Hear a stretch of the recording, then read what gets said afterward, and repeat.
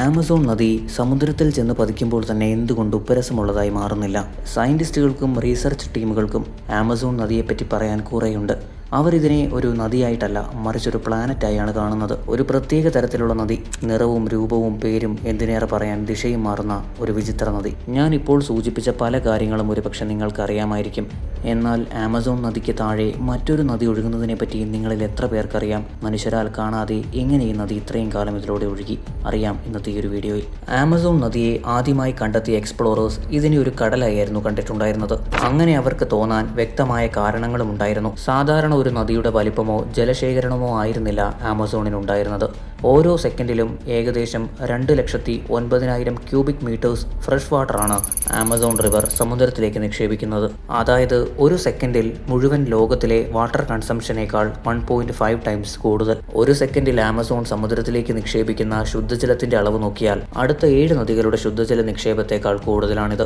ഇന്ന് ലോകത്തിൽ കടന്നു പോകുന്ന ഓരോ സെക്കൻഡിലും സമുദ്രത്തിലേക്ക് ചെന്ന് പതിക്കുന്ന ശുദ്ധജല നിക്ഷേപത്തിന്റെ ഏകദേശം 20% സംഭാവന നൽകുന്നത് ആമസോൺ റിവർ തന്നെയാണ്. വേനൽക്കാലങ്ങളിൽ തന്നെ ആമസോൺ നദിയുടെ വിസ്തൃതി 10 കിലോമീറ്റർ ആണ്. അതേ സമയത്ത് മഴക്കാലമാകുമ്പോഴേക്കും ചില പ്രത്യേക സ്ഥലങ്ങളിൽ 48 കിലോമീറ്ററോളം ഈ നദി വികസിക്കാറുണ്ട്. സരളമായി പറഞ്ഞാൽ ഈ കാലാവസ്ഥയിൽ നിങ്ങൾ ആമസോണിന്റെ ഒരു കരയിൽ നിന്ന് മറുകരയിലേക്ക് നോക്കിയാൽ നിങ്ങൾക്കൊന്നും തന്നെ കാണാൻ കഴിയില്ല. എങ്ങനെയാണോ നിങ്ങൾ ബീച്ചിൽ നിന്നും സമുദ്രത്തിലേക്ക് നോക്കുന്നത്, ആ ഒരു പ്രതീതിയായിരിക്കും ഇവിടെ നിങ്ങൾക്ക് ലഭിക്കുക. ഈ കാരണം കൊണ്ട് തന്നെയാണ് മക്കാമി ജനത ആമസോൺ നദിയെ ദ റിവർ സീ എന്ന് വിളിച്ചത്. ഏർലി എക്സ്പ്ലോറേഴ്സിനും ഇതേ സംശയമാണ് ഉണ്ടായത്. അവരും ആമസോൺ നദിയെ സീ ആയാണ് കണ്ടത്. ആമസോൺ നദിയെപ്പറ്റി പറയുമ്പോൾ ഏറ്റവും പ്രധാനമായി ഈ ഒരു അവിശ്വസനീയമായ കാര്യം നാം അറിഞ്ഞിരിക്കേണ്ടത് അത്യാവശ്യമാണ്. ചെറുപ്പകാലം മുതലേ സ്കൂൾ ടെക്സ്റ്റുകളിൽ നാം പഠിക്കുന്ന കാര്യം ലോകത്തിലെ തന്നെ ഏറ്റവും നീട്ടമേറിയ നദി എന്നത് നൈലാണെന്നാണ്. എന്നാൽ വോളിയത്തിന്റെ കാര്യത്തിൽ നൈൽ നദിയേക്കാൾ വലുതാണ് ആമസോൺ നദി. മെഷർമെന്റുകൾ പരിശോധിക്കുകയാണെങ്കിൽ നൈൽ നദിയുടെ നീട്ടം എന്നത് ഏകദേശം 6,550 കിലോമീറ്റേഴ്സ് ആണ്. എന്നാൽ ആമസോണിലേക്ക് വന്നാൽ ഈ നീട്ടം എന്നത് 6,400 കിലോമീറ്റർ ആകുന്നു. ഇങ്ങനെ താരതമ്യം ചെയ്താൽ 250 കിലോമീറ്റർ നീട്ടത്തിൽ നൈൽ നദി ആമസോൺ നദിയെ തോൽപ്പിക്കുന്നു. ഇങ്ങനെയാണ് നിങ്ങളും ചിന്തിക്കുന്നതെങ്കിൽ കഥ ഇവിടെ അവസാനിക്കുന്നില്ല. സൗത്ത് അമേരിക്കൻ സയന്റിസ്റ്റുകൾ ആമസോണിന്റെ ഉദയത്തെ ഒന്നുകൂടി സാറ്റലൈറ്റുകളുടെ സഹായത്തോടെ പരിശോധിച്ചു. അവരുടെ അഭിപ്രായത്തിൽ നിങ്ങൾ ആമസോണിന്റെ ശരിയായ ഉറവിടം തപ്പിച്ചെന്നാൽ അത് ആൻഡിസ് മൗണ്ടൻസ് ആയിരിക്കും. അവിടെ നിന്നും നിങ്ങൾ മെഷർമെന്റ് എടുക്കുകയാണെങ്കിൽ നൈലിനേക്കാൾ വളരെ നീട്ടമേറിയ ഒരു നദിയായി നിങ്ങൾക്ക് ആമസോണിനെ കാണാൻ കഴിയും. ഇതുപോലെ വ്യത്യസ്തങ്ങളാർന്ന പഠനങ്ങൾ 6,800 മുതൽ 7,000 കിലോമീറ്റർ നീട്ടമേറിയ നദിയായി ആമസോണിനെ ചിത്രീകരിക്കുന്നു. മറുവശത്ത് മറ്റു ചില പഠനങ്ങൾ നൈൽ തന്നെയാണ് ലോകത്തിലെ ഏറ്റവും നീട്ടമേറിയ നദിയെന്ന് പറയുന്നു. ലോകത്തിലെ ഏറ്റവും നീട്ടമേറിയ നദി ഏത്? ഇന്നും തർക്കങ്ങൾ നിലനിൽക്കുന്നു. ഈ തർക്കം എന്ന് അവസാനിക്കുമെന്നറിയില്ല. എന്നിരുന്നാലും ഏരിയയുടെ കാര്യത്തിലാണെങ്കിലും ക്ലൈമറ്റിന്റെ കാര്യത്തിലാണെങ്കിലും വോളിയത്തിന്റെ കാര്യത്തിലാണെങ്കിലും ശരി, ആമസോൺ നദി ലോകത്തിലെ ഏറ്റവും വലിപ്പമേറിയ നദികളിൽ ഒന്ന് തന്നെയാണ്. വ്യത്യസ്ത പ്രദേശങ്ങളിലൂടെ കടന്നു പോകുന്ന ഈ ഒരു നദിയെ നമുക്ക് ആമസോൺ നദി എന്ന് മാത്രം വിളിക്കാൻ കഴിയില്ല. ഏതെല്ലാം പ്രദേശങ്ങളിലൂടെയാണോ ഈ നദി കടന്നു പോകുന്നത്, ഓരോ സമയത്തും ഓരോ കാലത്തും ഈ നദിക്ക് വ്യത്യസ്തങ്ങളാർന്ന പേരുകളാണുള്ളത്.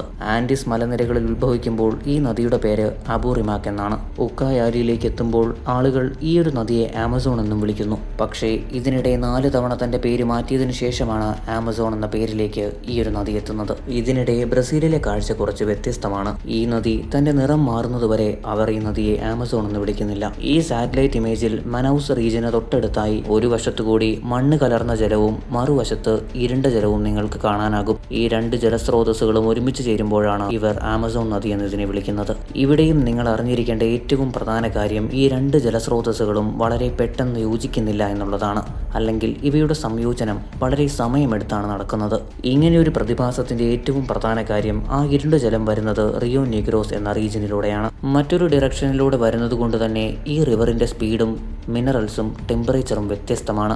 ആമസോൺ നദിയിൽ നിന്നും വ്യത്യസ്തമായതുകൊണ്ട് തന്നെ ഈ നദിയും ആമസോണും തമ്മിൽ സംയോജിക്കാൻ സമയമെടുക്കുന്നു. പിന്നീട് മുന്നിലേക്ക് ഒഴുകി ഈ 2 നദികളും ഒന്നായി മാറി ആമസോണാസ് അല്ലെങ്കിൽ ആമസോൺ റിവർ എന്നതിന് പേരും ലഭിക്കുന്നു. നിങ്ങൾ ആമസോണിന്റെ ബേസിൻ മാത്രം പരിശോധിച്ചാൽ ഏകദേശം 7 മില്യൺ സ്ക്വയർ കിലോമീറ്റേഴ്സ് ആണ് ഇതിന്റെ ആകെ വിസ്തൃതി. വീണ്ടും നാം മുന്നോട്ട് പോയാൽ മഴക്കാലങ്ങളിലാണ് ആമസോണിന്റെ യഥാർത്ഥ മുഖം നമുക്ക് കാണാൻ കഴിയുക. ഈ ഒരു നദിയെ ആ ഒരു സമയത്ത് ലോകത്തിലെ മറ്റൊരു നദിയുമായും നമുക്ക് താരതമ്യപ്പെടുത്താൻ കഴിയില്ല. ഒരുപക്ഷെ ഈ കാരണം കൊണ്ടാകാം ഇന്നേ വരെ നമുക്ക് ആമസോണിന് കുറുകെ ഒരു പാലം പോലും പണിയാൻ കഴിയാത്തത്. ഇവിടെ ഏറ്റവും വിചിത്രമായ കാര്യം, ആമസോൺ നദി അറ്റ്ലാന്റിക്കിൽ ചെന്ന് പതിക്കുമ്പോൾ തൊട്ടടുത്തുള്ള പ്രദേശങ്ങളിലെ ഉപ്പുരസം താരതമ്യേന കുറയുന്നു. ഇതിനർത്ഥം ആമസോൺ കരയിൽ മാത്രമല്ല സമുദ്രത്തിൽ പോലും തന്റെ ഫലങ്ങൾ പുറപ്പെടുവിക്കുന്നു. പല ഗവേഷണ സംഘങ്ങളും ഇന്നും വിശ്വസിക്കുന്ന ഒരു കാര്യം ആമസോൺ നദിയുടെ ഉദ്ഭവം ആഫ്രിക്കയിൽ നിന്നുമാണെന്നാണ്. കോടിക്കണക്കിന് വർഷങ്ങൾക്ക് മുൻപ് ഒരു സൂപ്പർ കോണ്ടിനെന്റ് ഉണ്ടായിരുന്നു. ഗോണ്ട്വാന എന്നാണ് ഇന്ന് നാം ആ കോണ്ടിനെന്റിനെ വിളിക്കുന്നത്. Africa, south America, India, Australia തുടങ്ങിയ ഭൂഖണ്ഡങ്ങളെ ഉൾക്കൊള്ളുന്ന സൂപ്പർ കോണ്ടിനെന്റ് ആയിരുന്നു അന്ന് ഗോണ്ട്വാന. പിന്നീട് കോണ്ടിനെന്റുകൾ വിഭജിക്കുകയും സമുദ്രത്തിന്റെ ദിശ മാറാനും തുടങ്ങി. ഇന്നും നിങ്ങൾ മാപ്പ് പരിശോധിക്കുകയാണെങ്കിൽ സൗത്ത് അമേരിക്ക ആഫ്രിക്കയുമായി ഒരു പസിൽ പോലെ യോജിക്കുന്നത് നിങ്ങൾക്ക് കാണാൻ കഴിയും. ഈ ഒരു പ്രതിഭാസത്തിന് ശേഷമാണ് ആമസോൺ നദി വെസ്റ്റിൽ നിന്നും ഈസ്റ്റിലേക്ക് ഒഴുകാൻ തുടങ്ങിയത്. അതിനു മുൻപ് ആഫ്രിക്കയിൽ നിന്നും ഒഴുകി നേരെ വെസ്റ്റിലേക്കായിരുന്നു ഇത് പൊയ്ക്കൊണ്ടിരുന്നത്. ഭൂഖണ്ഡങ്ങളുടെ വിഭജനവും സൗത്ത് അമേരിക്കയുടെ ഇടയിലായി ആൻഡസ് മൗണ്ടൻ റേഞ്ചിന്റെ വരവും ആമസോൺ നദിയുടെ ഒഴുക്കിനെ തടസ്സപ്പെടുത്തി. ആമസോൺ നദിയുടെ ദിശ മാറി ഒഴുകുന്ന പ്രവണതയെ ഇന്ന് നമുക്ക് കാണാൻ കഴിയും. ഈ ഒരു പ്രവണതയെ നാം പോറോ റോക്ക എന്നാണ് വിളിക്കുന്നത്. പോറോ റോക്ക എന്നാൽ അറ്റ്ലാന്റിക് ഓഷനിൽ ഹൈടൈഡ് സിറ്റുവേഷൻ വരുമ്പോൾ 4 മീറ്ററിലധികം വലിപ്പത്തിൽ തിരമാലകൾ ആമസോൺ ഡെൽറ്റയിലേക്ക് വന്ന് കയറുന്നു. ഈ ഒരു സമയത്ത് ആമസോൺ നദിയിലെ വെള്ളം തിരമാലകളുടെ മുന്നിൽ നിസ്സഹായരാകുന്നു. തുടർന്ന് കിലോമീറ്ററുകളോളം ഇതേ നദി ദിശ മാറി ഒഴുകുകയും ചെയ്യുന്നു. പ്രധാനമായും ഈ ഒരു പ്രതിഭാസം സെപ്റ്റംബർ അല്ലെങ്കിൽ മാർച്ച് മാസങ്ങളിലാണ് കാണപ്പെടാറുള്ളത്. സർഫേഴ്സ് ഈ ഒരു പ്രവണതയെ കാണാനായി വ്യത്യസ്തങ്ങളാർന്ന പ്രദേശങ്ങളിൽ നിന്നും ആമസോണിലേക്ക് എത്താറുണ്ട്. ഇത്രമാത്രമാണ് ആമസോണിന്റെ രഹസ്യങ്ങളെന്ന് നാം കരുതണ്ട. മറിച്ച് ആമസോൺ റിവറിന് താഴെയായി 4 കിലോമീറ്റർ ആഴത്തിൽ മറ്റൊരു റിവർ സിസ്റ്റം കൂടി 2011 മനുഷ്യർക്ക് കണ്ടെത്താൻ കഴിഞ്ഞു. ഹംസ എന്ന് വിളിക്കപ്പെടുന്ന ഈ ജലസ്രോതസ്സിന്റെ കഥയും വളരെയധികം വ്യത്യസ്തമാണ്. 2011 ബ്രസീലിയൻ ജിയോ ഫിസിസിസ്റ്റുകളുടെ നേതൃത്വത്തിലാണ് ആദ്യമായി ഈ ഒരു സ്രോതസ്സിനെ കണ്ടെത്തുന്നത്. പിന്നീട് തങ്ങളുടെ ലീഡ് റിസർച്ചറായ വാലിയ ഹംസയുടെ പേരിൽ ഇതിന് നാമകരണവും നടത്തി. റിയോ ഹംസയെ പറ്റി പറയുമ്പോൾ നിങ്ങൾ ചിന്തിക്കുന്നത് പോലെ സാധാരണ ഒരു ജലസ്രോതസ് അല്ല ഇത്. ഭൂമിയുടെ ഉള്ളിലൂടെ സഞ്ചരിക്കുന്ന ഒരുപക്ഷെ ആമസോണിനേക്കാൾ വിസ്തൃതിയേറിയ ഒരു ജലസ്രോതസ്സാണിത്. എങ്ങനെയാണോ ആമസോൺ നദി ഒഴുകുന്നത് അതുപോലെ തന്നെയാണ് ഹംസയും ഒഴുകുന്നത്. 2 നദികളും ഒരേ ഡയറക്ഷനിലാണ് ഒഴുകുന്നത്, വെസ്റ്റിൽ നിന്നും ഈസ്റ്റിലേക്ക്. ഗവേഷണ സംഘത്തിന്റെ പരിശോധനയിൽ മനസ്സിലാക്കാൻ കഴിഞ്ഞ കാര്യം, ഈ നദി ഉത്ഭവിക്കുന്നത് ആൻഡീസ് മൗണ്ടൻ റേഞ്ചസിൽ നിന്നുമാണ്. അതെ, അണ്ടർഗ്രൗണ്ടിൽ നിന്നും. എങ്ങനെയാണോ ആമസോൺ ഒഴുകി കടലിൽ ചെന്ന് പതിക്കുന്നത് അതുപോലെ തന്നെ അണ്ടർഗ്രൗണ്ട് വഴി ഇവയും കടലിലേക്ക് എത്തുന്നു. ഈ 2 നദികളെയും പരിശോധിച്ചാൽ നമുക്ക് ഏറ്റവും പ്രധാനമായ ഒരു കാര്യം മനസ്സിലാക്കാൻ കഴിയും. ആമസോൺ നദിയുടെ വിസ്തൃതി എന്നത് 50 കിലോമീറ്റർ മാത്രമാണ്. പക്ഷേ ഹംസയെ സംബന്ധിച്ചിടത്തോളം ആ വിസ്തൃതി 200 മുതൽ 400 കിലോമീറ്റർ വരെയാകുന്നു. എന്നാൽ ആമസോണിനെ സംബന്ധിച്ചിടത്തോളം ഹംസയുടെ ഒഴുക്ക് വളരെയധികം കുറവാണ്. കൂടാതെ ഇവയുടെ വോളിയവും ചെറുതാണ്. ഭൂമിയുടെ ഉപരിതലത്തിൽ നിന്നും 4 കിലോമീറ്റർ ആഴത്തിൽ അവരെങ്ങനെ ഈ ഒരു നദിയെ കണ്ടെത്തിയെന്ന് ചോദിച്ചാൽ, റീസർച്ച് ടീം ആമസോൺ നദിക്കുള്ളിൽ ഏകദേശം 241-ലധികം ബോർഹോൾസ് ഫിറ്റ് ചെയ്യുകയുണ്ടായി. ഈ ഹോളുകൾക്കുള്ളിൽ വ്യത്യസ്തങ്ങളാർന്ന സെൻസറുകളും അവർ ഫിറ്റ് ചെയ്തു. തുടർന്ന് അവർക്ക് വ്യക്തമായ ഒബ്സർവേഷനുകളിൽ നിന്നും ഒരു കാര്യം മനസ്സിലായി. ആമസോൺ നദിക്ക് താഴെയായി സീപ്പേജ് രൂപത്തിൽ ജലം ഒഴുകുന്നുണ്ട്. എങ്ങനെയാണോ ഒരു വസ്തുവിനെ അതിന്റെ നിഴൽ പിന്തുടരുന്നത് അതുപോലെയാണ് ആമസോണിനെ ഹംസയും പിന്തുടരുന്നത്. അവസാനമായി ആമസോണിനുള്ളിൽ എങ്ങനെയാണ് ഒരു ഇക്കോസിസ്റ്റം പ്രവർത്തിച്ചു വരുന്നതെന്ന് നമുക്ക് നോക്കാം. തന്നിൽ തന്നെ മറ്റൊരു ഭൂമിയാണ് വാസ്തവത്തിൽ ആമസോൺ.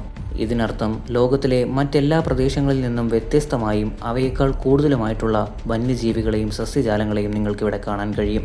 ഒരു കാലത്ത് ലോകത്തിലെ ഏറ്റവും വലിപ്പമേറിയ പാമ്പായി നാം കണക്കാക്കിക്കൊണ്ടിരുന്ന ടൈറ്റനോബോവ പോലും ആമസോണിലായിരുന്നു ജീവിച്ചിരുന്നത്. ഇന്ന് നിങ്ങൾ ആമസോൺ വനാന്തരങ്ങൾ പരിശോധിച്ചാൽ വിഷമേറിയ തവളയിൽ തുടങ്ങി തന്റെ ശരീരത്തിൽ നിന്നും ഇലക്ട്രിസിറ്റി പ്രൊഡ്യൂസ് ചെയ്യാൻ കഴിയുന്ന ഈരുകളെ പോലും കാണാൻ കഴിയും. അതിഭീകരന്മാരായ പിരാനകളെയും വളരെ വിഷമേറിയ എട്ടുകാലികളെയും നിങ്ങൾക്ക് ആമസോണിൽ കണ്ടെത്താൻ കഴിയും. ശരീരത്തിൽ ഒരു ബുള്ളറ്റ് വന്ന് കൊണ്ടാൽ എങ്ങനെ ഉണ്ടാകും?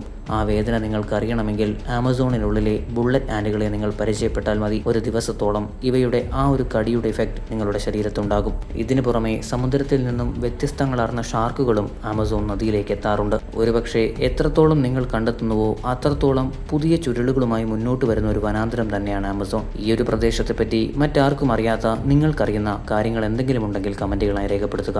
ഈ ഒരു വീഡിയോ നിങ്ങൾക്ക് ഇഷ്ടമായിട്ടുണ്ടെങ്കിൽ വീഡിയോയ്ക്ക് ഒരു ലൈക്ക് നൽകാനും ചാനൽ സബ്സ്ക്രൈബ് ചെയ്ത് നോട്ടിഫിക്കേഷൻ ബെൽ ഓളിൽ ഇനേബിൾ ചെയ്യാനും പരമാവധി വീഡിയോ കൂട്ടുകാരുമായി ഷെയർ ചെയ്യാനും മറക്കരുത്. മറ്റൊരു ഇൻട്രസ്റ്റിംഗ് വീഡിയോയുമായി ഞാൻ വീണ്ടും വരുന്നതുവരേക്കും എന്നത്തെയും പോലെ thanks for watching and good bye.